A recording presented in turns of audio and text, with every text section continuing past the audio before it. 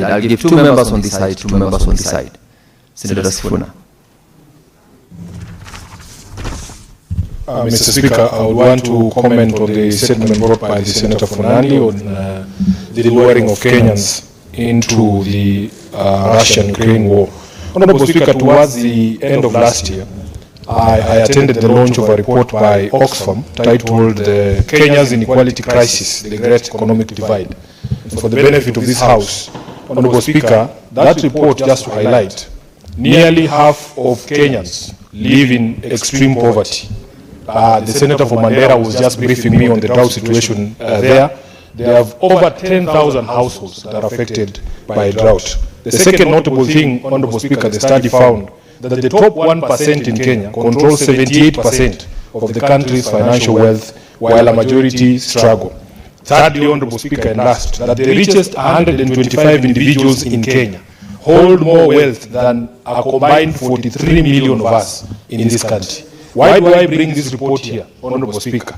I want to argue that it is in fact ourselves who have created an impossible situation, an impossible life for Kenyans, that it is very easy for them to fall into these traps, Honorable Speaker.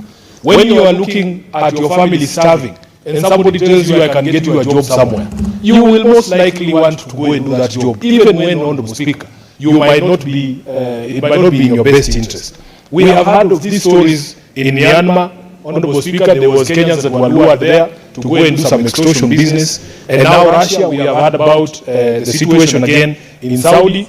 We met with the Saudi ambassador, the Kenyan ambassador to Saudi in December as well, Honorable Speaker, Ambassador Wenge. And he painted a very dire picture that Kenyans are very, very easily lied to by cartels that are operating within this country. Honorable Speaker, it is incumbent upon Parliament, not Parliament, but the national government, to be able to protect life and property, to be able to protect the life of the citizen. These stories we hear, because we have seen international media even reporting, Mr. Speaker, that some of these agencies that are being used to lure Kenyans into these traps are owned by very powerful people in government. And I am sure that unless we uncover those cartels, these problems are going to persist. So we must look at ourselves. What sort of environment, what sort of society have we created for the young people, Honorable Speaker, of these 125 richest individuals in Kenya? You would be very interested to see if there is anyone below the age of 35 in that group.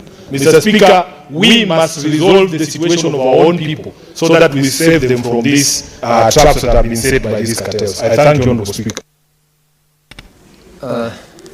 Senator Wakoli.